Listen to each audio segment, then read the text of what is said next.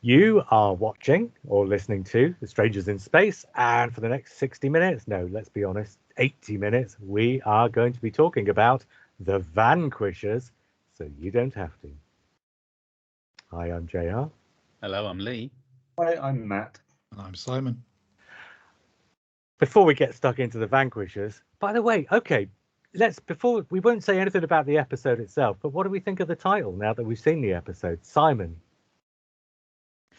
I suppose it gives it a depth that wasn't there before. It was an interesting word. I think it's clunky as hell, to be honest. Lee, what do you think? The Vanquishers. Yeah. I think that's from the book of George Lucas tales, isn't it?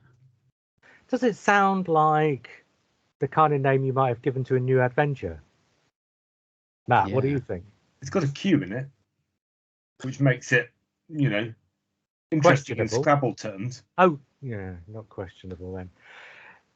Hi, strangers. Here are Logan's comments on the first half of Series 13. Logan's look has caught up with Flux. So this is Logan, our 10-year-old Australian friend, who's probably never heard the podcast, so I don't know why I said that.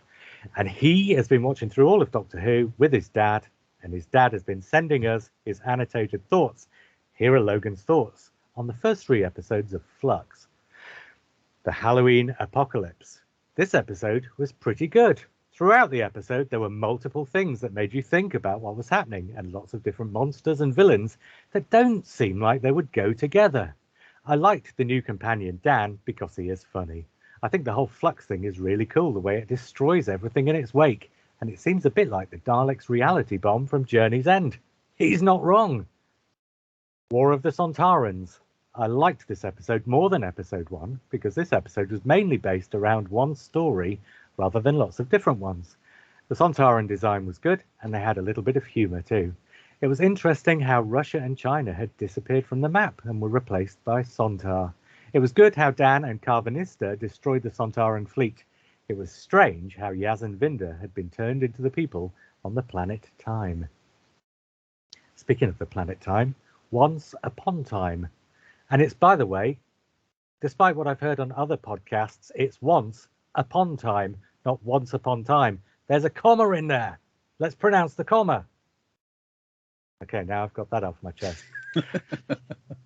This episode was pretty good, but I liked the previous episode more. It was interesting how they all kept going into different timelines, and it was good to see the old monsters.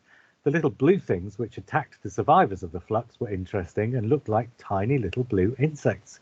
I found this episode understandable and clearer than the first episode. It was good to see the fugitive doctor again and to see that she had a past history with Carvanista. Regards, Adrian, says Dad, at which point I emailed him back to complain about the fact that he hadn't put scores on.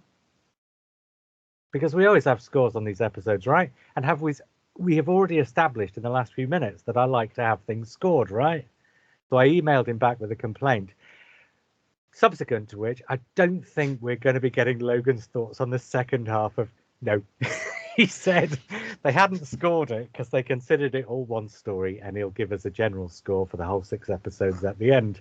That's such a fan thing to do. But I'm also foreshadowing this podcast because as well as getting a score for the Vanquishers, I will also be getting a score for all 6 episodes of Flux in toto. So let's go round the table. I've got a few notes, and so we'll bring up the various different characters and plot beats, I suppose, in more detail later on. But just general thoughts. Did we enjoy it? Lee? Yeah. I'm reeling from it still, I think. Yes. No, I did enjoy it. I did enjoy it. Okay, that sounds slightly qualified. Speaking of slightly qualified enjoyment, here's Matt. Oh, more things irked me about this than I enjoyed, but there are 2 or 3 things I really enjoyed, but my general impression was one of irritation and frustration and annoyance. Wonderful. We'll try and concentrate on the things that Matt liked, and I'll try and mute him for the things that irked him. Maybe not. I may be as irked as Matt was. Simon, how about you? What did you think? I'm somewhat relieved because I can't honestly say I did enjoy it. You didn't enjoy it. I didn't dislike it, but equally I come to the end and couldn't quite work out whether I enjoyed it or not, and I don't think I did. So, hang on, you don't think you enjoyed it? No. I don't think I did. Why are you relieved? No, I'm Because he thought relieved that everyone seems to Oh, be. okay. You're relieved that Lee didn't go. That was the best Doctor Who story Yes, exactly. since Pyramids of Mars. Yeah. Okay, fine. Well, now, and JR? Oh, I thought it was the best Doctor Who story since Pyramids of Mars. Right. Okay, so so here's the thing. We all go into finales with expectations, right? We go into finales with expectations of how it might resolve, of what might happen with the characters, of what kind of a shape we might think it's going to have. And although we go into the finales with certain expectations, since Russell T Davies left, I don't think really many times those expectations have been fulfilled. When Stephen Moffat was the showrunner, generally speaking, he would exceed my expectations by not acceding to them. With Chris Chibnall, not so much. And as we've pointed out before, Chris Chibnall's finales often tend to be people talking to each other about the resolutions, I suppose, rather than us seeing action and things. I don't think this exceeded my expectations, but it sidestepped them so thoroughly and so completely that actually I think I was more impressed than unimpressed by what it did do than by what it didn't do. And I suppose we'll get into the subject of what it did and didn't do as we talk through the episode. But yeah, basically, I would say I'm the midpoint between Matt and Lee, I suppose, probably. Which is to say, I enjoyed it, but with huge reservations. And we'll get into it. Okay, so I talked last week, didn't I, about I brought up the subject. Well, I brought up the subject last week of what is Flux really all about? And one of the things Lee said was, well, it's about the Doctor. But my point really wasn't what is it going to end up having been about. But if you sit down to watch Flux, what's the catch? What's the thing that makes you say, okay, I get this story. Here are the things that I'm following in this story. And other than various characters and this premise about this Flux thing that kind of disappeared after the first week and didn't really come back until sort of the end of last week, I still look at Flux and think, with a Stephen Moffat finale or, an episode, a Christmas special, let's take The Husbands of River Song. The Husbands of River Song might be some sci-fi fantasy story about this character who is in and out of the Doctor's life in the wrong temporal order, as it were, in the wrong chronological order. But what The Husbands of River Song really is about when you meet somebody that you used to go out with 20 years ago and you've not seen each other in 20 years and you bump into each other in the street and one of you recognizes the other, but the other is completely flummoxed. Who is this person? Because, have they changed so much? And in the Doctor's case, literally changed his face. In other words, The Husbands of River Song, it can be enjoyed as a sci-fi thing, it can be enjoyed as a comedy, and it can be enjoyed as something that has a little bit of something to say about people, which is my roundabout way of saying 6 episodes now, and although I've massively enjoyed most of Flux, I still sit here and think, what really did it do? What really did it say? What really was it about? So, I don't know, I'm going to throw it open to you guys, and beyond just, well, it's a bit about the Doctor. We didn't learn anything about the Doctor, really, that we haven't already learned in Series 12. So, am I missing something? Or was it just entertainment for enjoyment's sake? I think it was entertainment for enjoyment's sake. It was, because a lot of people have said how much they've enjoyed it. Even though some have said they didn't quite get what was going on, it didn't matter because there was, like you said, Matt, lots of elements in there that were to enjoy. So if you didn't like one part of it, if you weren't that interested in the tunnels and the Liverpudlian historical figure, then maybe Calvinist stuff is more fun in this whole time. So in a way, it threw everything into the ring. So you didn't really have time to be annoyed or bored of any one particular aspect of it. So it was definitely out there just so you could enjoy it. But it had a few tiny things to say. One particular conversation I really enjoyed was Azure and the Doctor, and their points of view. I mean, to us being on the planet for so long, we kind of really understand about other people's points of view, but this is aimed at all ages. So trying to explain the fact that yes, well, you believe that life is great, but that's not our religion. We don't believe that. We believe this. So why can't you accept the fact that what we believe in is not only as good as yours, but better? So there's that real kind of that there is a bit of a religious sub context there. That's It was hidden that was- away with But my those point characters. But is- Azure especially was good. There's not a central theme to it, though, is my point. No, there isn't. I No, thought the closest I could see it coming was this kind of shift in the notion of what time is. So it starts out, you think it's one thing at the beginning of episode 1 of Flux, and by the end it's become this kind of new adventures personified figure that looks like the Doctor. And that does happen throughout the 6 episodes. The problem with that is time is pretty much a theme in every Doctor Who story, so it's not unusual. Well, it certainly has been since Moffat, so it's not unusual to have time, but in some ways the conclusion, one of the few things I liked about this was that idea that time was suddenly this kind of malevolent entity that was holding people hostage. And I liked that there was something mythic about this sort of personified figure. And I think in retrospect you can see that kind of developing.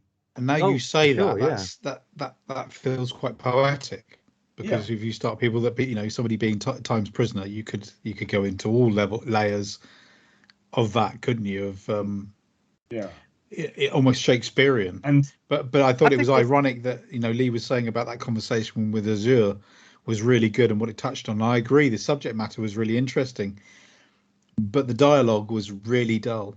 So the Azure thing I thought was really silly, because it just was. I thought it was great having a personification of time, and then Chibnall uses the personification of time to tease the return of the Master in a very, very obvious sentence. And you just go, what do you mean masterful? And even John Nathan Turner used anagrams to tease the Master being back. And it's awful, isn't it? Because and then they were saying about your time is ending or something like that. And I almost like I'm waiting for the Doctor to go, what, you're just like that woman on the bus. What is it with you people? Why can't you just tell me what's going on? You are time. Just tell me what's going to happen and when. You know it all. That was Russell T Davies, the lady on the bus, talking about 4 Knocks, really, wasn't it? Yeah. Which is not really what you expect when time actually turns up as a character in your story. I'm not going to complain about it. As Matt says, that was kind of mythical, and I think the entire 6 episodes leaned further and further into that kind of mythic quality. But it did it in such a new Adventures way. So I think this is probably quite heavily influenced by Paul Cornell, but by Paul Cornell's sort of more esoteric stuff. So this is like the final scenes of Family of Blood rather than the episode Human Nature, if you see what I mean. Although it has obviously elements of all of it. Do you see what I mean? He's got ordinary characters going through extraordinary things. And I think one of the good things about this is that it didn't feel the need to have everybody who'd been in throughout the all 6 episodes having some kind of big emotional stake in or big physical part proactively in solving the climax of the story. Some of them were just characters who were there in the same way as you'd have characters who are there in any kind of a story. I think as Doctor Who fans, we tend to look for those characters to have more import than they do. So Belle and Vinda weren't the Doctor's parents, for example. Matt, you feel like you got... No, I was relieved that they weren't the parents. Oh, yeah, absolutely. But what I'm saying is, I think a lot of people were disappointed. Sorry, I missed that. There was a lot of speculation that Belle and Vinda would end up being the Doctor's parents because Belle was pregnant. And Oh. obviously, if you're pregnant in an episode of Doctor Who, it has to be a time baby, right? And I was really happy when we got to this final episode and there were no more. It didn't. I thought because he did Revelations at the end of series 12, he was going to outdo his Revelations this time around. And I was really happy with the fact that he didn't do Revelations this time around. He just basically did action instead. This was an action episode. And really, that was about all there was to it. There were no revelations really at all. So I was very happy with that. Matt, you definitely want to say something now. No, I was happy about that as well. And we were saying last week, or I was saying, or we were all saying, I was probably saying, that I didn't want her to find out what was in the fob watch. I think it was more interesting if it becomes this kind of piece of temptation that she resists, that she has the strength to not care about what the past does. And that's exactly what happened. On that note, then. Sorry, go on. I was just going to have a short. I was going to do this conversation at the end, but as soon as you brought it up, I think we should have this conversation now. Okay. Do we think, because she's put the fob watch, she's hidden it in the TARDIS, she's told the TARDIS to hide it from her until she asks for it really strongly, whatever it was she quite said. Do we expect to see the fob watch before she goes, or is Chris Chibnall putting it there so that a future showrunner can pick up on that if they so choose? No, this will come out in the last episode where she regenerates. I don't think it will. I'm with Matt. I think the whole point is she doesn't find out, but she realizes that she doesn't need to find out, and it's there in case Russell T Davies wants to bring this out. Let's face it is technically, it could be the seed of a really, really interesting episode. Yeah, but I don't think that's going to be in these 3 specials. Do you know what I mean? I think it's too soon after. Do you know the titles? Do you know the titles of the specials? One of them, not the other 2. Yeah. One was the Golden Fob Watch. Well, it's probably good. But it's definitely actually one thing that does slightly nudge me towards Lee's point of view is the fact that the Master's coming back, and the Master has been part of this timeless children's storyline in the Whittaker years. So that's possibly it'll be along the lines of, well, here you have it then. Throws it in his mouth and it opens and he gets all in memories or something stupid. So to me it feels like it's going to be a denouement. It'd be something to resolve something, but we still won't know. I mean, it could be that she takes a trip around the cabin in the woods thing that she was looking at, and she does have this very JR-esque story of walking into her own mind and past. Yes, I've read your books, and discovering things about herself, and they're unlocking. But we don't see everything. We could have the story of her walking through this haunted house, which isn't haunted at all. It's just her mind or past. Like an annoying PowerPoint presentation in a meeting you really don't want to be at. Absolutely, yeah. He managed to pretty much avoid that almost altogether this week, having the sort of PowerPoint presentation aspect of it that you don't like. So that was definitely in the plus column. One of the things in my plus column was the fact that Jodie Whittaker's Doctor was actually involved in things, obviously three times over in this, and I quite liked that. I didn't find that irritating. Do we think there's any possibility that was written for Jodie Whittaker, David Tennant, and Matt Smith, and thanks to COVID protocols, it ended up being Jodie Whittaker, and Jodie Whittaker? I don't think that's the case myself necessarily, but you can't help but wonder, because there has been lots of rumours. I hope not, because it's something that I don't remember it being done before. I don't think we've had 3 of the same Doctors helping each other, which is an original thing. Journey's End. 2 David Tennants. Yeah, but that was a David Tennant. That was, okay, I suppose so. Yeah, there were 2. Yeah, but these, I don't know. These were the same person split into 3. Jean-Luc Picard did it in. Hang on, wasn't it called Journey's End? Was that very last episode of Next Generation? That was called Journey's End. That was All Good Things. All Good Things. All good things come to a journey's end. Here we go. Nerds. So, but something very similar happening in that episode, without spoiling that for anyone who's not watched Next Generation. That's how it all ends. Wonderful. Okay, let's go through the various different strands, and then we'll come back to some of the bigger questions later, maybe. So I'm going to throw out the name of a character and/or a strand, and I want you to tell me whether you enjoyed it, but mostly also whether you were satisfied with the way it concluded, because a lot of these characters and strands have been around for several weeks, if not all 6 weeks.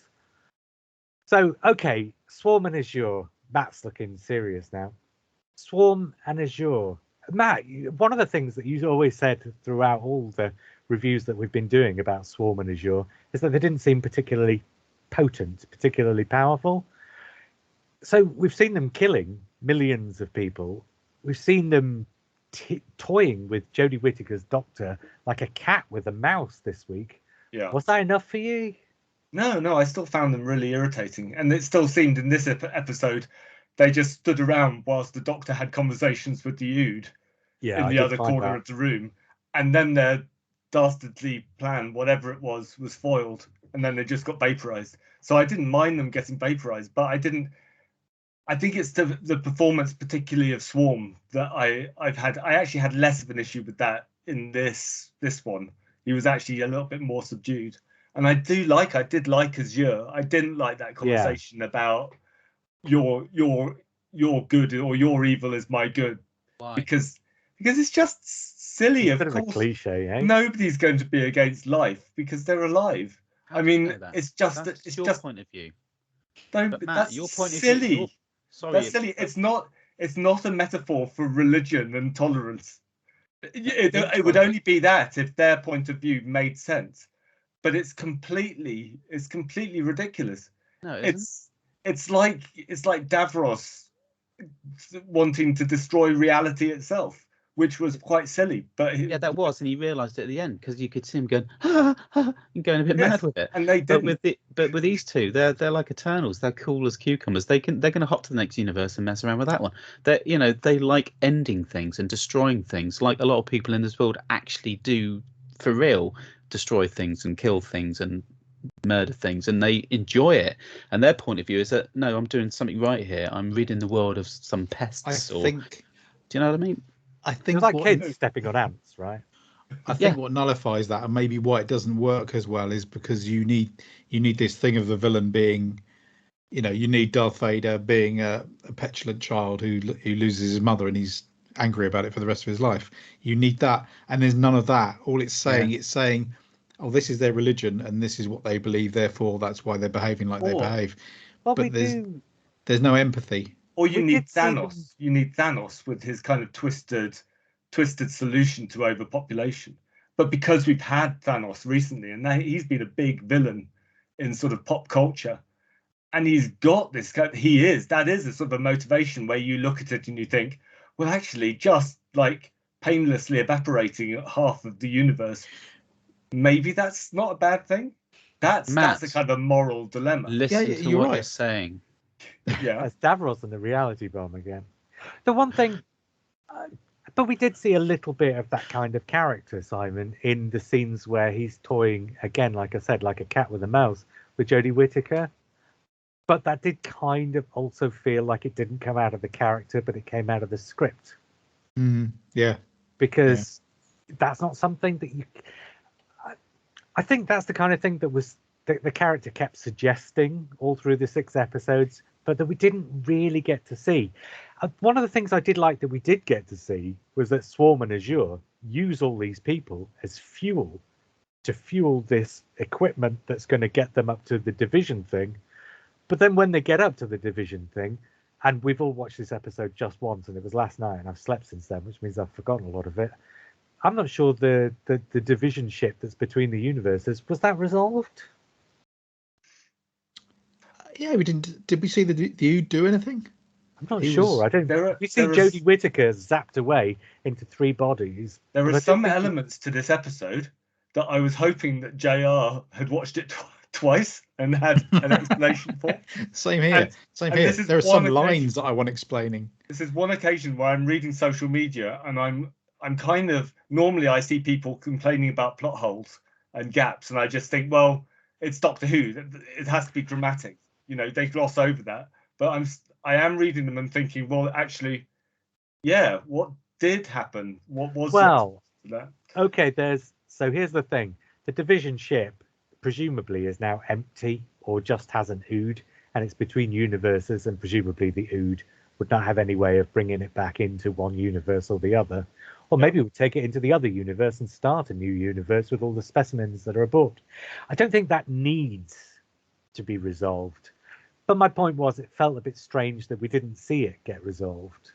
So, but that's been a feature of Chris Chibnall's episodes. Like, we don't see Jack Robinson or whatever he was called. There's an awful lot happens off screen. That whole dog race got wiped out off screen. We just got told. Yeah, but then again, I think that's a feature of it being Doctor Who sometimes. Plus, and I didn't mind that either. I didn't mind that particular thing happening off screen because I think that had more impact. There's a dramatic thing to you thinking all of these ships are still filled with dogs, and then the Sontarans just go, well, no, actually, yeah, we've killed them all, and that's kind of a gut punch. And also, Simon, have you never heard of the website Does the Dog Get Killed? Because that website would have had a field day with this episode if we'd have seen it. Yeah. This is for kids, remember? I don't know. It just didn't seem to hit home, that one. I expected Carvanista, at least his ears to go down and him look a bit sad. Yeah. But then I think there was so much going on that they were just kind of going for pace. There was and tempo. an awful lot going on. Yeah. One of the things that came up on social media, like Matt says, was, well, the universe is still half destroyed, right? Yeah. Or the universe is still destroyed. It's not completely destroyed, it's half destroyed. But the Earth was untouched, essentially, to all intents and purposes. So unless Chris Chibnall does decide to end one of the 3 specials by pulling back out of some kind of bubble universe or going into a parallel reality or something, I think you can sort of get away with that, because as things stand, beyond the fact that there are stars in the sky, in reality, we don't really know what's out there. So even if the Flux has changed what's out there, to us as viewers, that doesn't actually make any difference. But it will do, though. Because sorry, go on, Lee. The Lupari ships only looked after Earth. It didn't look after the Moon or all of the other planets in our solar system, which, you can't get away from the fact that even in Doctor Who logic, if they were to disappear, the Earth would not be the same place. Or the sun, the sun, Lee. But didn't we see the sun being destroyed in the first episode? Well, this not is our sun, another sun, shortly. Because if our sun had been destroyed, Earth would have been destroyed. Well, that would be one of the plot holes I'm a bit concerned about. Did time sort it out? Did we miss that? It could be, but also, and this was my answer to it, is there are 3 more specials still to come. It may very well be that he's left this for himself to address. So I don't know. I don't think we can describe that as a plot hole or a failing in the story at this point. I would have expected, since as this was Flux chapters 1 to 6, I would have expected that to be resolved in chapter 6. But this is Doctor Who, and a lot of Flux has been about the Timeless Child, which comes from series 12. So Flux is not entirely contained. The only thing that sort of bumps me on that is the fact that this episode was concluded looking like Earth had returned to normal. So Dan was back in the museum and people were visiting the museum, and it looked like it had been not reset, but it looked as though everything was back to normal. So it looked as though Flux had been prevented, or I don't know. Well, am I right in thinking the Flux, in essence, exists at all times at once? That's the impression. No. It was a physical thing. So in which case they could have gone back in time and put the passenger to hoover it up. No, because they're talking about the second wave or the final wave of Flux. They were Flux talking about only happens in 2021. It's not happening anywhere else in time. It's just in 2021.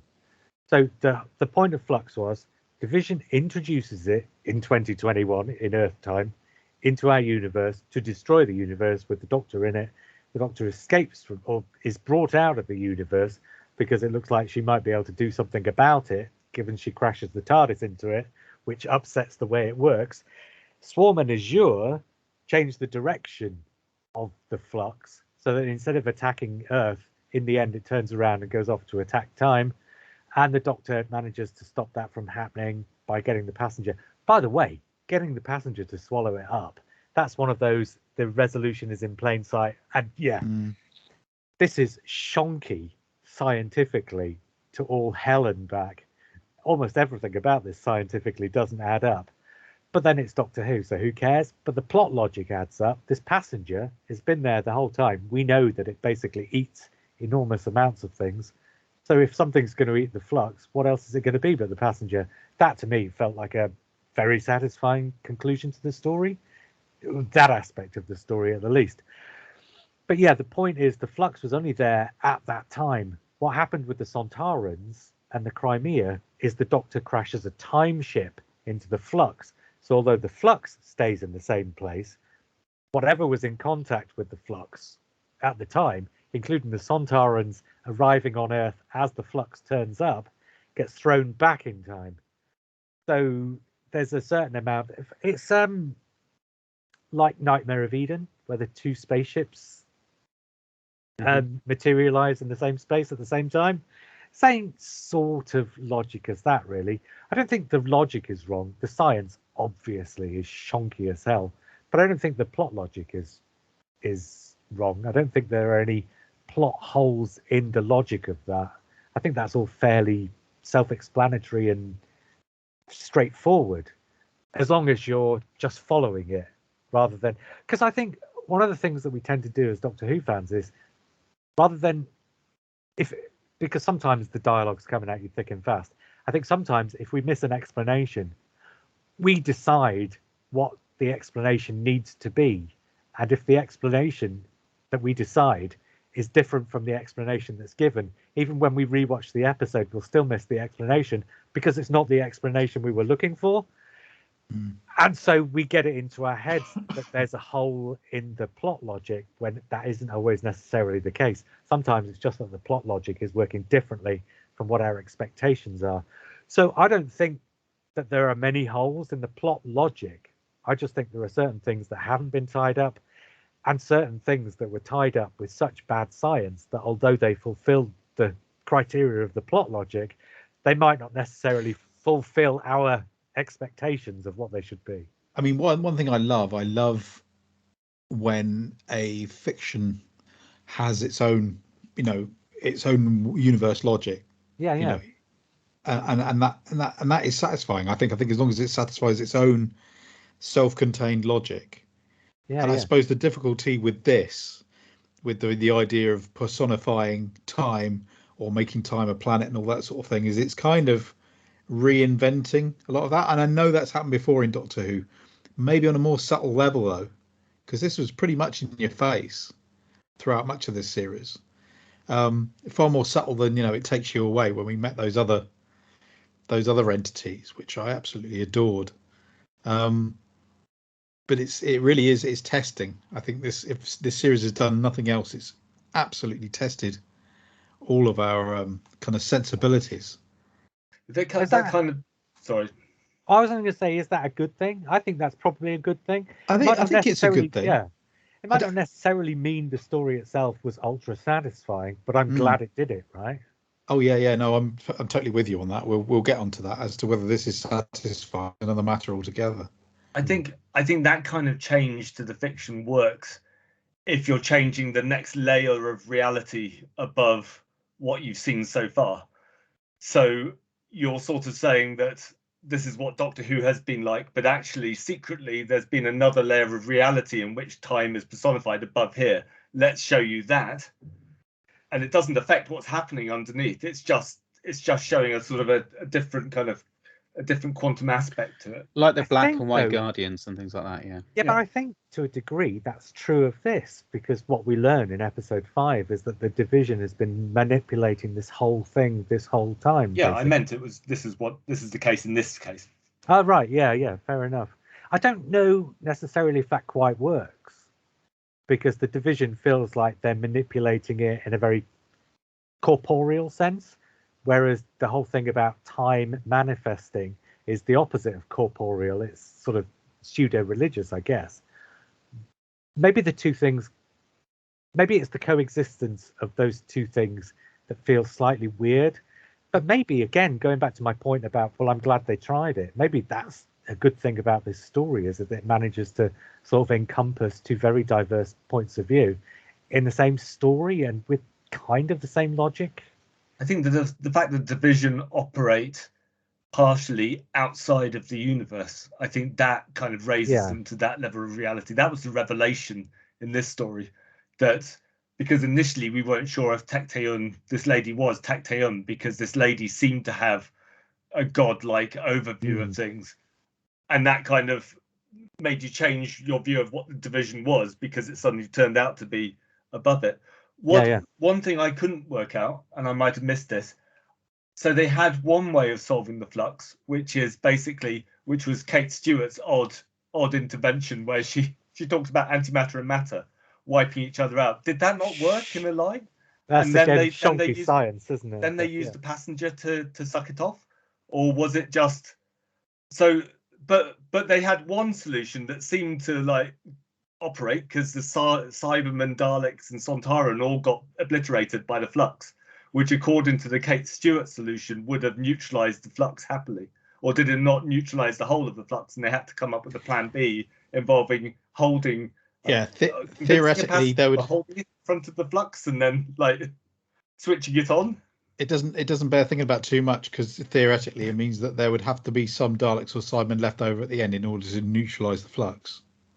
Well, we know there are. Yeah. I assumed it wasn't the entire Dalek race, and I assumed that before I saw Daleks were going to be in the New Year special. Sorry, Lee, spoilers. But Chibnall's obsessed with having.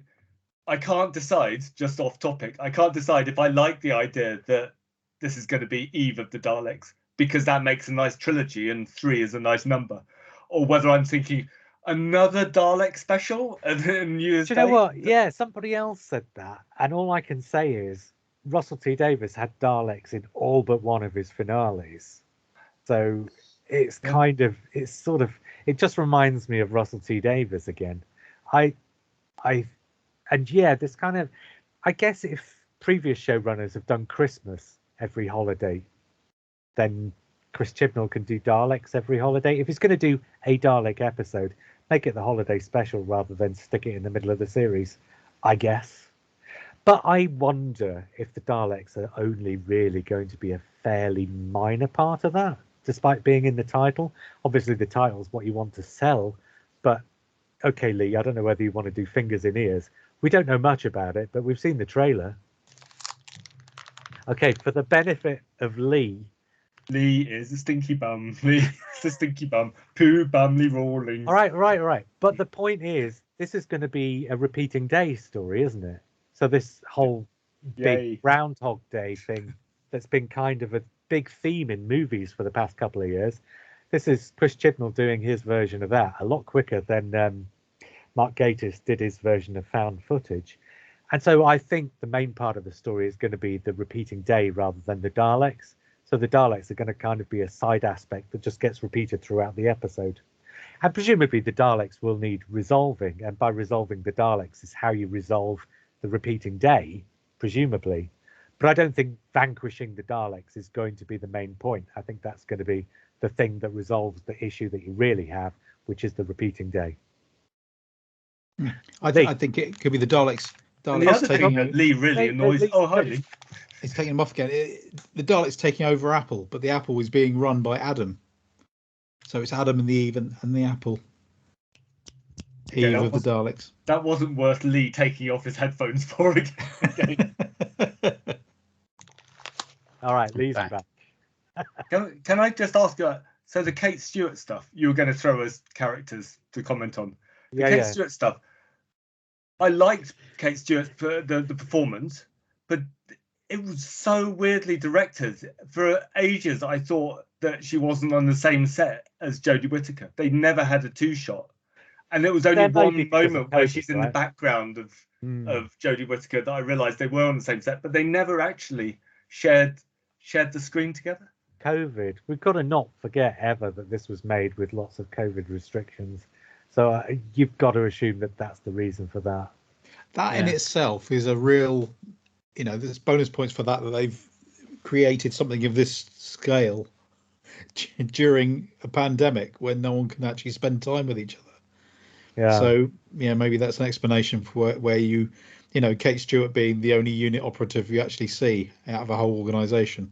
And I wonder if they've had like 8 or 9 episodes worth of money to make these 6 episodes, because they have looked really expensive. Yeah, but I don't think it's a COVID thing that they still can have two actors in the same shot, even at a distance. It's just they didn't. They did cut to her, and then she was in the background.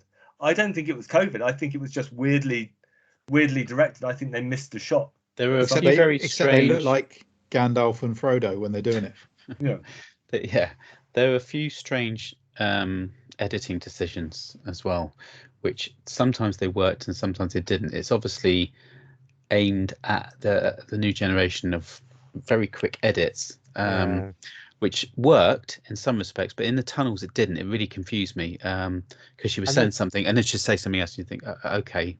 And there's a swoosh every time the camera goes across from one Jodie to the other, right? There is that, but there are some odd edit moments, especially in the tunnels. If you go back and look with the Kate Stewart stuff as well, it really jarring. I think the idea of having 3 Jodie Whittakers probably is also maybe something to do with COVID, just Chris Chibnall trying to keep the number of parts he needs to write down. But I think maybe what you're saying might be also an indication that some of that stuff has suffered a bit because of COVID.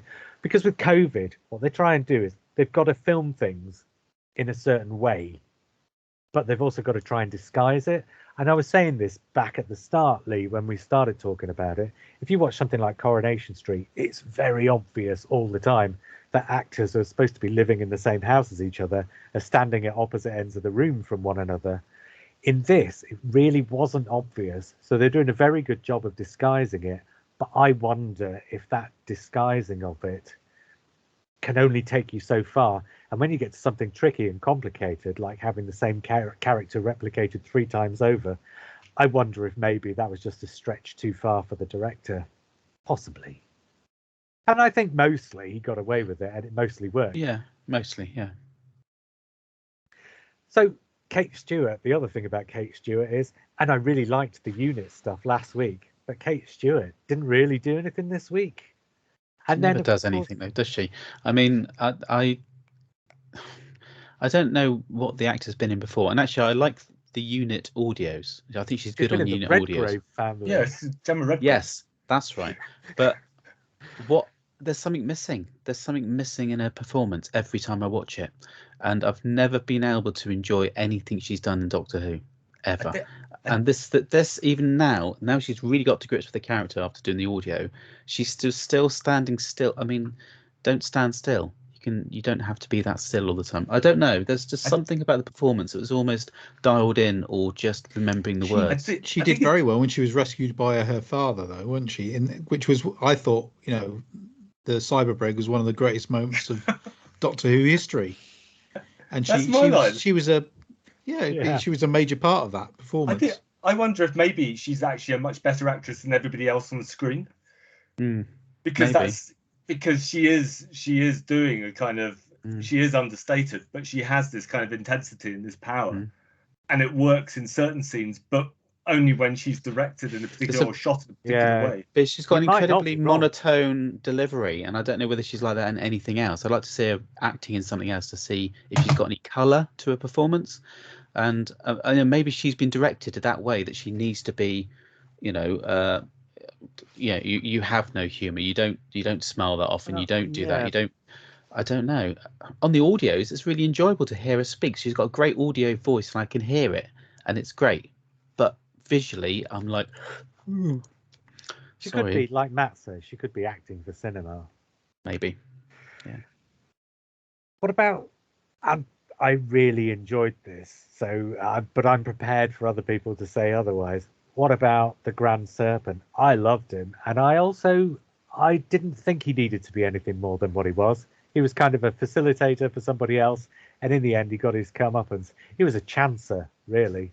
Whatever else he was sort of like Sabalom Glitz who doesn't come good or whatever. That's kind of the role he had in the story. It wasn't about him. He was there to facilitate other things, and I really enjoyed his performance. And I wasn't at all disappointed with what happened to him this week. But I may be in a minority there. Simon, what did you think of the Grand Serpent? I thought he was vastly more interesting in this episode when we saw him actually in action, and that kind of nice twist on the whole his Dark Materials demon thing was I like that. I like that. It was very RTD with the whole thing coming out of their mouth and that sort of thing. But he seemed to have more quirk to him, and like you say, when you saw that he had a flaw, that he could be beaten, then it was more interesting. He just seemed to be this bloke who was hanging around in the other episodes. He wasn't really he didn't seem to be particularly what's the word?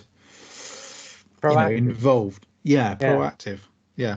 So yes, I much preferred him. I don't think I had an issue with the guy's performance at all, and the actor. No. Just that he. But then Vinder and his other half. When we get to them, Bell. I couldn't really invest in them either. So when we get to that, I've got more to say. It is interesting that. I think it's interesting that the Ground Serpent, the actor playing the Ground Serpent, I don't know what else he's been in either, but okay, and he like Kate Stewart is not overdoing it. It's almost like he's a manic depressive, or he's so bored with everything around him that he's just almost going through the motions. But that could be really crappy. But for some reason, his presence was quite powerful all the way through. He barely, I don't think he smiled at all, did he, or anything? But he just, even when he was beaten, or even when he was in pain, he barely registered anything on his face, and that really indicated something to me, that the guy is a full-on psychopath who has absolutely zero empathy with anything in the universe at all, and is much more powerful.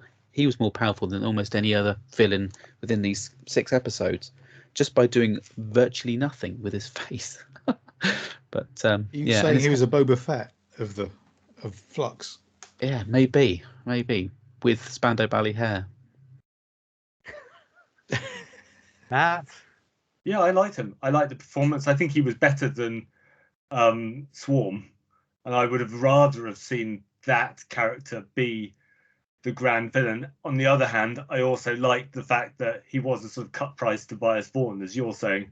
That Tobias Vaughn aligns himself with the Cybermen. Maverick Chen aligns himself with the Daleks. He aligned himself with the Sontarans, and it was beneath him. And then he ridiculously lost the plot towards the end. But at the same time, he's like oozing menace. So it's kind of that sort of plays with the fact that he's pretty useless as a villain. Yeah, that's actually a really nice twist. Not really a twist, but a really nice sort of narrative sort of device, is that this guy really should be more powerful, should have more at stake, should have more interest and more things going on. And in the end, he sort of kind of aligns himself with somebody else, just like Maverick Chen does in the Dalek Master Plan, thinking he's in control of what he's aligned himself with, only to find it's the other way round when it's too late to do anything about it. I mean, if you want to look for Trump parallels, he's a character who's lost his empire, still thinks he's in charge, and aligns himself with idiots to try and get it all back. Then Simon, Bell, and Vinder. Yeah, I just felt. Before you start. Go on, tell me. Like Columbo, isn't he? No, there was somebody started a thread on Gallifrey Base this week, and when the series is on, I tend to go on Gallifrey Base. The rest of the time, I kind of don't bother so much, but during the series, I will, because I'm interested in keeping up with what other people are thinking, because I think it informs the podcast as well, frankly. But anyway, somebody started a thread about Bell and Vinder, and they were saying, will they end up being the Doctor's parents? Will this, will that, will the other? And I said, do you know what? I now, more than ever, this was about 3 days ago, I'm hoping that Bell and Vinder just turn out to be an ordinary couple who've got caught up in these events and they're there as an example of what's at stake. In other words, the ordinary people who stand to live or die by what happens with the Flux. And as it turns out, that is sort of what happened. So I was myself really happy with the way their story turned out. Now I've said the nice bit. Simon, it's your turn to be bad cop. I just didn't feel there was any gravity that was bringing them together. And I don't know why that is.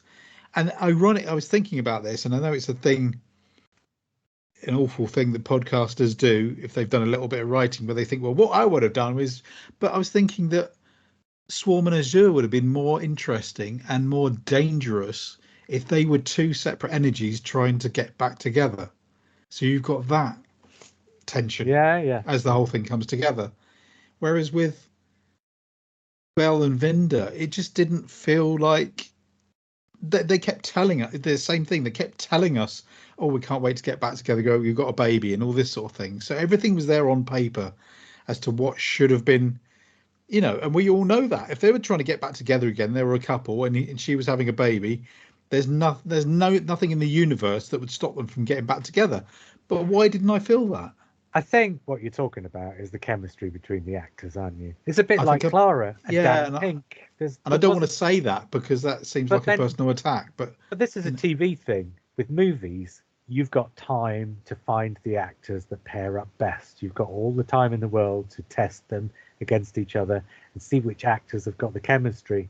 In TV, you've got to find somebody who looks like they've got a bit of chemistry and hope that once it gets to the screen, that chemistry will sort of manifest.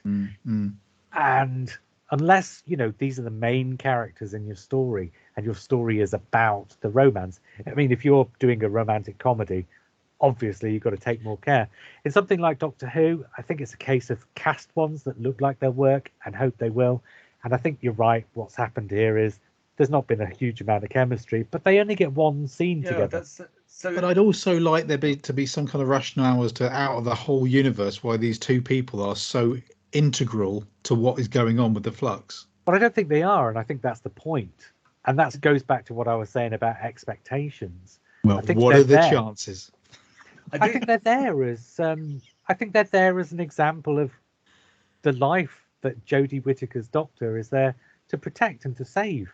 They're just an example of ordinary people, you know, who've been torn apart by this rift in the universe, by this Flux thing, and who just want to get back together and have their baby and be a family. I think I disagree about the chemistry thing because they're only there they haven't got a chance to show that chemistry in one scene.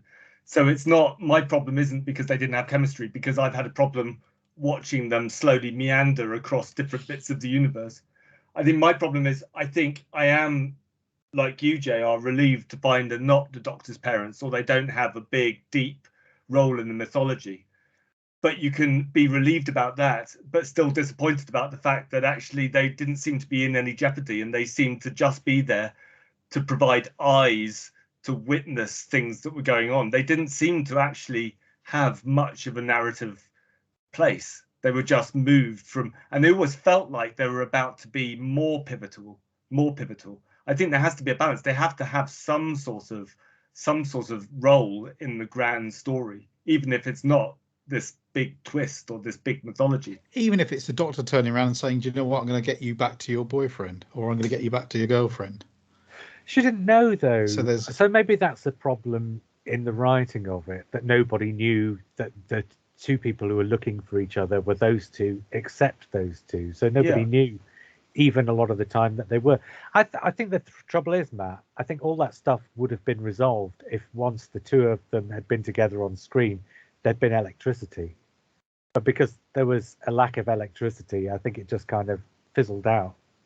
I think that's the issue. Yeah, they did look like it was the first time they'd have acted together. Yeah, and I don't think they were terrible. But no, their acting individually was fine. But like you say, to each other, you know, if you haven't seen somebody and you've been hunting them across the universe, there'd be a lot more dancing about. There'd be a lot more, you know, there'd be something else other than just two people very still. There'd be a lot more hunting rather than just occasionally them saying, oh, I'm looking for this person. Oh, let's go to this. I'm looking for this person, by the way. oh, let's go into the passenger. I'm looking for this person in the passenger because I thought she might be here. Oh, The she's other not thing- here. Let's get out of the passenger. Yeah, That's the other where thing the that occurred urgency to lacked. the other thing that occurred to me, and I think it was whether it was the idea was mirroring, but you had Belle and Vinda getting back together again, and then you had that scene with the Doctor Oh, and Dan and Yaz. Diane, you mean? Oh, Doctor and Yaz, yeah. yeah, I Mm. like that scene. And- that was a great scene. But that was kind of diminished because of the Belle and Vinda thing, or it kind of diminished the Belle and Vinda thing because it was both happening at the same time. Maybe that was something that just didn't come out on screen that was maybe would have worked in the script because it sounds like a really cool idea. Well, I think there were three things going on there at the end. There's Belle and Vinda, the Doctor and Yaz, and there's Dan and Diane. And I think the idea was that you see one couple get back together, one pair who don't even admit to each other that they've got these feelings, and one pair who perhaps will get together at some point in the future, but they've been rocked by the universe just as they were about to maybe get together. And because Diane, it's Diane, isn't it? Yeah. Yeah. She's like the most sensible person in the entire story, isn't she? And at the end there, that scene in the museum, and this is Chris Chibnall showing rather than telling. I think the idea at the end there is that she's not saying to him no. She's saying to him, let's take 5 because of all the things that have just happened, and maybe we'll go for a drink tomorrow, but we're not going for a drink now because I just want to settle back into life first, right? And I like that because it was real. Yeah.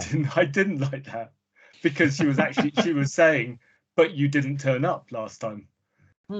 If she had, But that's why the kind would she said that in a kind of an accusatory way, like he'd stood her up, and he's kind of pointing to the dog saying, well, I went up into space. I agree with Matt. I think that could have been the tone could have been better in that. I think, so I understand what you're saying, JR, but I don't think the tone came across that way. I did think like Matt, but she was a bit. I just thought, if that's a bit harsh. I wonder if it was written for her to be joking, for her to be pulling his leg. Maybe. In which case, it's a direction thing. Direction. I wonder, because it felt to me like she was pulling his leg, but then when you got to his reaction, he didn't take it that way. And then, that was deliberate. Who knows? And then, if your point is that he's misread the situation, then he would be slightly more despondent and heartbroken, and then that's his motivation for getting on the TARDIS. There was a kind of that was his performance. Motivation for getting on the TARDIS, wasn't it? Yeah, but he looked a bit sad. He looked a bit sad, but then he was distracted by the TARDIS, and then he was happy. It wasn't just a sort of he didn't look back, and you couldn't see. Oh, but what about Diane in his eyes? I don't know. Yeah. It just felt a little bit sort of that's given him an excuse. Oh, she doesn't want to see me. Let's go. That might have been a John Bishop thing, because what I've noticed with John Bishop is that I enjoy him as a person, and he's really enjoyable in his little moments. But he didn't really have any, like Roman Rory, 1,000 years holding a stone or whatever, and no change, exactly the same personality 1,000 years later. And I think it's very similar with this. Dan didn't really change. He just had a bit more admiration for Yaz, but he was still quipping a little bit in the background. He didn't really physically do much. He did more with the wok in the second episode or first, whatever. So that was more enjoyable to watch him in action doing something. And I don't think, he was brought on board and he almost became the Adric, kind of like just, or Turlo, kind of just being around and not really doing much. And I don't know whether that's because it is just the writing or whether what he was given, he didn't play with it enough. We didn't do enough. It's not something we haven't seen before in a Chibnall script, though, is it? You think back to Jodie's first season. They could have gone full Adric and killed him instead of what's his name? Jericho. Jericho, yeah. Oh, and Jericho. I simultaneously heard 1,000 Big Finish fans going, no. Well, you heard me go. They've got the one interesting character in this. The most interesting character Chibnall's created so far in his 3 years, for me. And I'm not saying he hasn't created interesting characters. Jericho was the best synergy between the actor and the character. He had a suggested past. He had a potential future as the kind of recurring character, not just in Big Finish, but in Doctor Who. And they bumped him off, and I'm really pissed off about. It's Doctor Who. If they want to use him in Big Finish, they'll find a way. I want them to use him in Doctor Who again. Well, it's not impossible. He would have made a great companion, wouldn't he? Come on. Yeah. Well, he sort of was a companion for the sort of second half of the series, in a way. Mind you, Yaz's companion, I suppose, rather than... No, well, actually, Dan's companion, while Dan is Yaz's companion, while Yaz is the Doctor's companion. So there's kind of layers of companioning going on there. He's great, yeah. I think he was a little bit underserved in this episode. He had good things to do, but kind of it went back again to that thing of, well, we heard about what he was doing rather than really seeing an awful lot of it. So there are lots of boggle eyes in the chair, but I don't think we really got a sense of what that was achieving, if you know what I mean. I mean, maybe that's something that will come out more on the second watch. Because I have to say, when we recorded our last review of Survivors of the Flux, we'd all seen it only once, and I watched it again the following night. And I was worried that watching it again the second time, I might enjoy it less because of the nature of the episode. But actually, no, I think I enjoyed it as much, perhaps even slightly more, on the second go around. And I have a feeling this episode will be the same.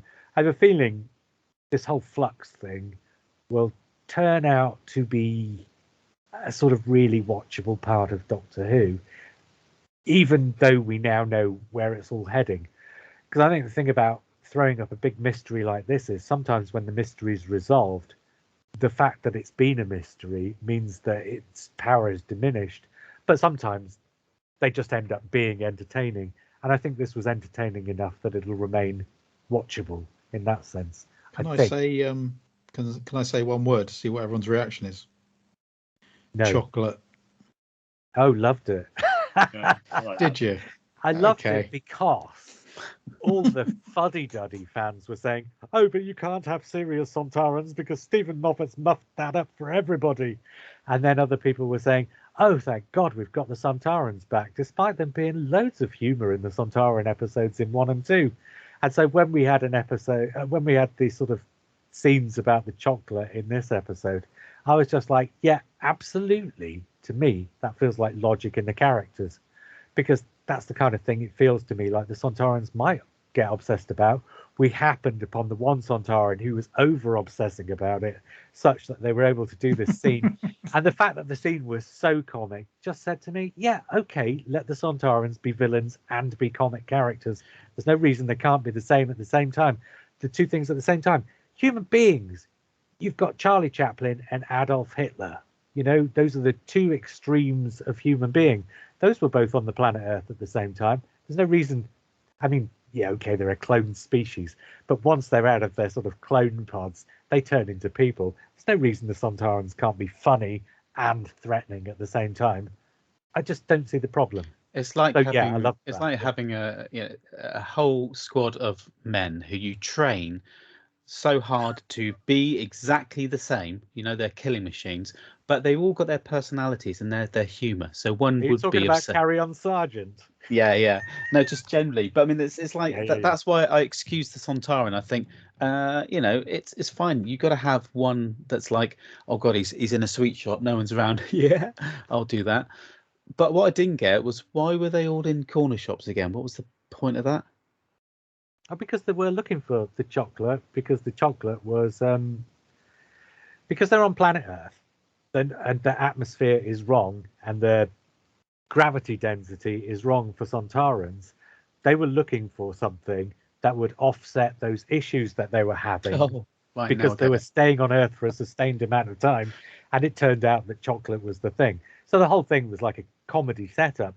But it had a logic to it, Simon. It had a logic to it. I just wanted to get your viewpoint on it, because I like JR said, I need to watch this for a second time to kind of get a different angle on it. But you know what I think made that work is the fact that you've got this really silly bit with the Sontaran and with this sort of chocolate and the whole setup for this scene.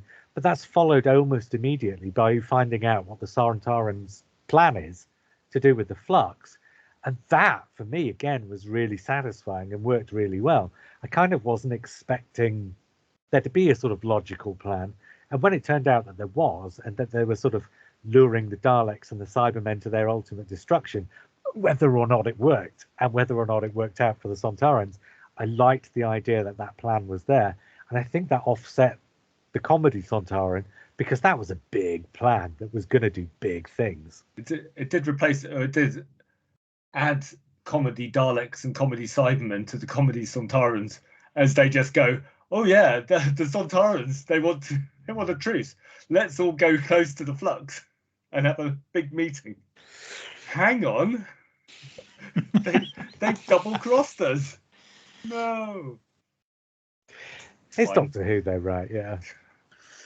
I wish I had done that, Matt. Gone. No. Well, they kind of did. They kind of did do that. They had two comical scenes of the Daleks going, "They have betrayed us," and then the Cybermen going, "What's going on? They've betrayed us."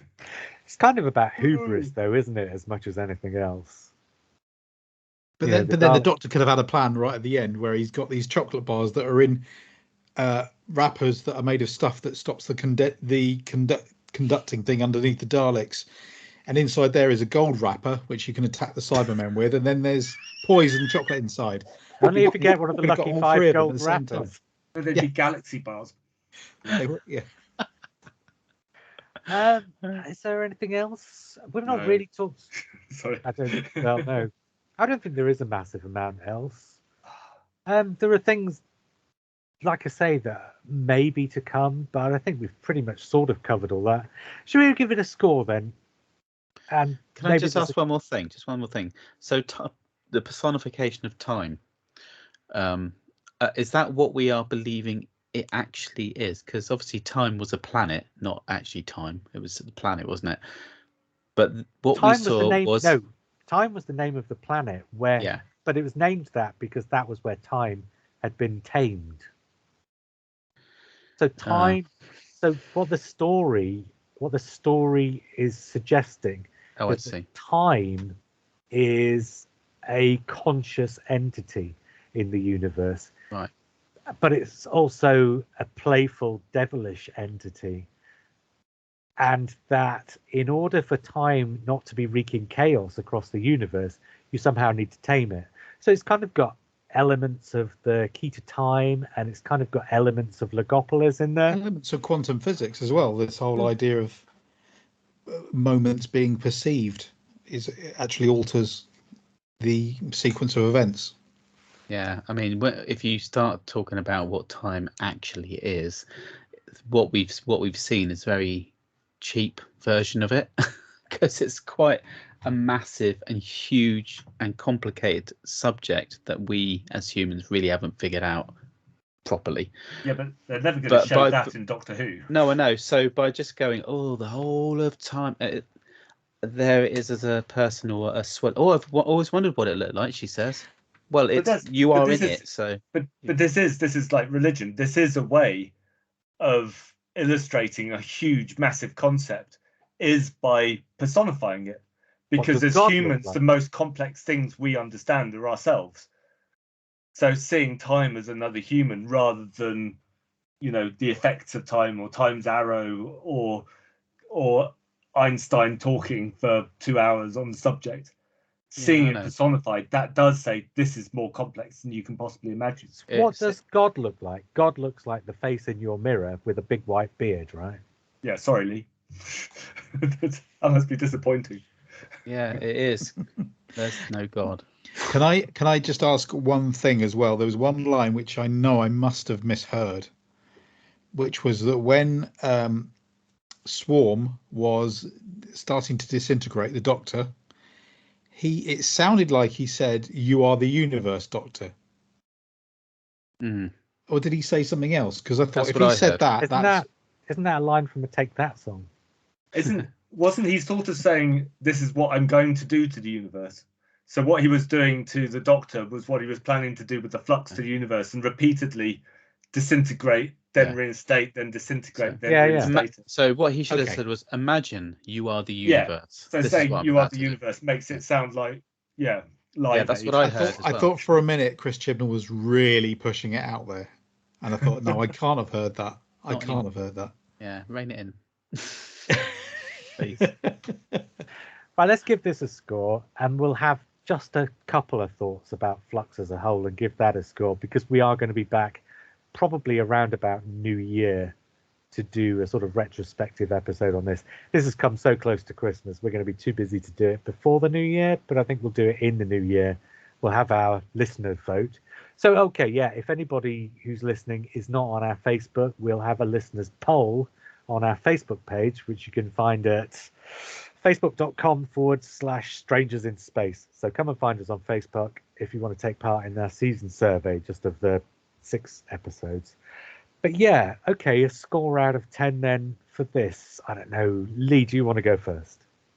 This is a strange one to score because so many different aspects of it. It's the whole thing is very, it's like a segment of an orange, and every part of the orange has got a slightly different flavour. Some are good, some are bad. So it could vary between a 7 and a 9.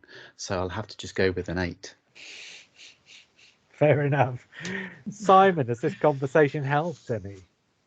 It has, and it makes me want to rewatch it. That there's obviously more going on than not that there's more going on. I just need to get a handle on it. But at this point in time, I can't help feeling that I've watched fan fiction with a budget, because I started wondering how much is entertainment and how much is the writer indulging themselves. But then, and that may be wrong. That may be wrong. That was always the complaint about Stephen Moffat, was that it was fan service with a budget, and I think that's a slightly disingenuous complaint, because fan service, no, different from fan fiction. Fan fiction is fan fiction. Yes, that's what I meant. Yeah, more, how much is the writer indulging themselves in putting their mark on the series, and how much is entertaining. But rewatching it, I might have a completely different reaction. But at this point in time, I have to hit halfway and say it's a 5 out of 10. Because I think it's either not very good or it's really good. So I'm going to hit a 5. Sorry. Matt? I think this one is the easiest to score because we finally got we know what it's like because it is the conclusion. So we're not thinking, but they might explain this in the next episode, or this might improve in the next episode. I agree with Simon that it feels indulgent, and I think Stephen Moffat got away with it because of the wit of his writing. I think here it does feel chaotic. It does feel just disjointed. There are a few scenes I like. There are a few performances I like, but nothing held together for me. And I do think there are, if not plot holes, questions unanswered. Then not even questions unanswered, but just gaps. Issues, gaps, which are big enough for me to have wanted them more clearly explained in the episode in one go.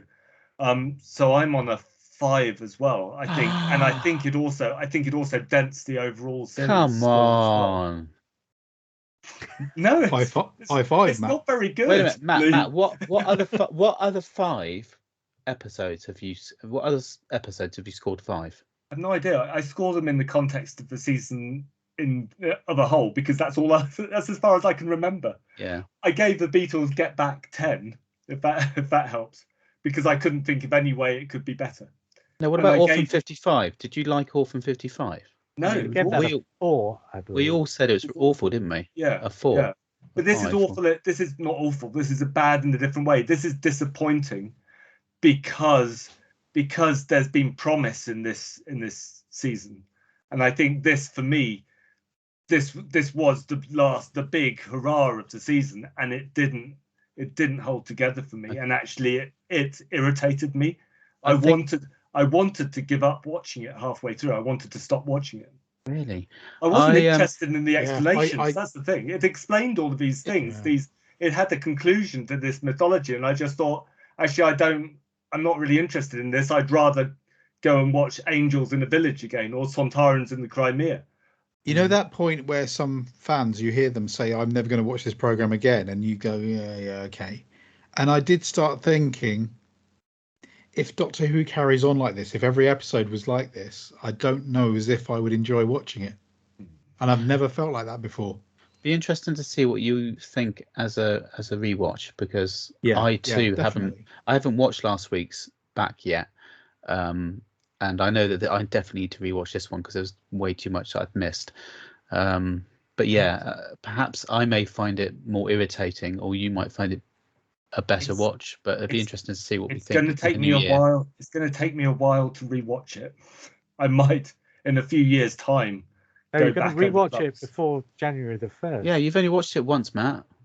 We've all got to do it at Yeah. least 2 times. We're on a massively famous podcast. Yeah, we've been can't paid imagine for this. I can't imagine it being a kablam where the more I watch it, the more I dislike it. I do think I'll like it more on a second watch, but I can only talk about how I'm experiencing this point. Yeah. Yeah. So if anybody's interested, I'll give it a score too, eh? The score that counts, eh? Oh, I don't know if it's the score that counts, but it's just happens to be the last one because this is the way we went around this time. So I liked it more for the fact that it usurped my expectations and it did things that I thought were satisfying to the plot logic. I kind of agree with Matt in that I think there are areas where issues were left open. I don't think it's that there are plot strands that are left open, but I think it's just that there are issues that are left open. Things like, although not necessarily, the fact that the Earth the whole Flux thing seems to have been forgotten, which we don't know. We don't know what's coming up in the next 3 episodes, but as it stands, it does feel like this Flux thing happened and nobody noticed somehow, incredibly. And then the other thing is, going back to what I said before, I'm not sure what this is about, whether it's beyond pure entertainment or whether this is just pure entertainment with a little bit of social commentary thrown in here and there just to give it a sense of being about something. And yeah, this myth building kind of felt maybe slightly second hand in that it did feel like the kind of thing you'd have seen in the New Adventures or in a lot of those novels that were being written around that time. So altogether, I've got really mixed feelings about this. I think my overall takeaway from it is that it was entertaining, that I was entertained by it, and that I'm expecting to continue to be entertained by it. But I'm not as satisfied by it as I am entertained. So I may have hovered between a 7 and an 8. And if it had been more satisfying, it would have been an 8. But because it was less satisfying, from me, it's a 7. So Flux as a whole, then. So I'll go first this time, since as I went last on that one. Flux as a whole, I think, hit a couple of real highs. I think most of it was solid. I don't think there was anything about it that I didn't find massively diverting and engaging. But at the same time, when it comes down to it, it's exactly the same issue. For all that Once Upon Time and that Survivors of the Flux were great entertainment, I think they were great entertainment, aside from the production issues that I've spoken about many times over the course of this. I think they were very entertaining, but at the same time, did they all add up to anything very much? Yet they kind of got away with having an ending that felt like a proper ending in terms of what it did in the plot, in the narrative, in the logic, the sort of Sontaran stratagem aspect and the way the Doctor dealt with that and dealt with the Flux ultimately. Yeah, it kind of overall felt like it got somewhere, but it didn't get somewhere that was especially satisfying again. So my overall score for the series is going to be the same as my score for episode 6 is going to be a 7 for the series. That's a 7 that suggests I was and will continue to be entertained by it, but it's a 7 that suggests this is not in the highest rank of Doctor Who stories. So I don't know. I can't remember which way round we came, but Matt, we'll go back around that way. Matt. I liked 2 a lot. 1, I liked a fair amount. 3, I disliked quite a bit. So that's the balance. But the Village of the Angels, I liked so much that does sort of It lifts. that does ranks up. But I can't see myself wanting to watch Flux as a story. I can't seem to. If I think of Flux as a single story, then I like it less. If I think of it as a collection of episodes, actually it's a strong season, because 3, maybe 3.5 episodes I kind of liked. So I think I'd be at a 7. Sure. Simon? I'd made my mind up. I was going to give it a score of an 8 as a whole, because it's that thing of he's tried doing that 6-episode story and it worked really well. And in amongst there were real high flyers like Village of Angels, and the first Sontaran episode was brilliant as well. So I feel like it deserves an 8, and I think in time it at the moment it's like a 7 in my head, but I think in time it will be an 8 when it matters less. If that makes sense. Yeah. So I think it's an 8. Yeah, we'll probably get into that more when we do the retrospective of the season, won't we? The fact that he's tried something that really Doctor Who's never done before. So yeah, but you're going to go for an 8, yeah? I'm going to go for an 8. And how about you, Lee? Yeah.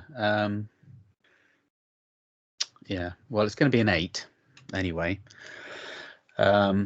I don't know what I feel like when I rewatch it again. It'd be quite interesting to see how I feel about it. But I've watched every episode twice, apart from the last one, and I haven't wavered with my scores, which is quite good actually. I'm with you guys. I think the Village of the Angels and the Sontaran ones were my favourites. But if we'd have had maybe another 2 episodes and less of the whole Azure and the more of the Ground Serpent and then the Azure and whatever he's called. What's he called? Swarm, disappearing out of the story at some point. I don't think we needed them all the way through. If they stopped and we had a different path to take, it might have been we might have absorbed it better and enjoyed it more. And I don't mean elongate the whole thing, but you could have told more stories like this standalone stories. So a couple more standalone stories. Well, maybe just really... one in between the penultimate and the final episode. Yes, yeah, exactly. Maybe that's what I'm thinking, because it felt like gorging. Go back to the old food. It just felt like gorging too much, and it was a smorgasbord of information and ideas that was almost just too much to take. I felt I was on the edge. I haven't just remembered now. I was on the edge of my seat watching it, and I felt like I hadn't breathed for an hour. So it obviously did entertain me and kept me. I was going to say this series made me the most excited I've been to watch a Doctor Who series in a long time. So I have to give it credit for that. The best series, a whole collection of stories together that I've felt for a long time. But the downside of that, I think, and there's a perfect metaphor for this in this final episode, is the bit where they pat Joseph Williamson on the back and say, "Thanks for coming along. Cheers, then." And that, to me, felt like a slight metaphor for the last episode, in that, he did everything that needed to happened, but it wasn't quite as satisfying as it could have been. Yeah, more Jericho. Anyway, that's the Vanquishers. Then we will be back to talk Doctor Who. Oh, we will be back to talk Doctor Who a couple of times before then, I think, but we'll be back on Flux, I think, on New Year's Day or around about then. And at the same time, we'll be doing the Eve of the Daleks as well, I suppose. Until all those things happen, I was JR. I was Lee. I was Matt. I was Simon. And we will speak again soon.